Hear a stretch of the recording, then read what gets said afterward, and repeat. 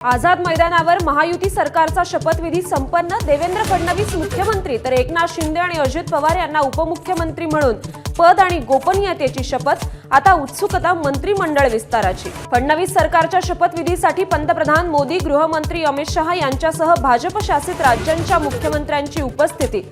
बडे उद्योगपती आणि सिने स्टारसह सेलिब्रिटींचीही हजेरी। शपथविधीनंतर महायुती सरकारमध्ये आता खाते वाटपाचा पेच। एकनाथ शिंदे गृहमंत्रालयावर ठाम तर फडणवीस म्हणतात खाते वाटपावर एकमत। शपथविधीनंतर देवेंद्र फडणवीस आणि एकनाथ शिंदेंच्या दोन वेगवेगळ्या पत्रकार परिषदा। अजितदादांचा मात्र सहभाग नव्हता।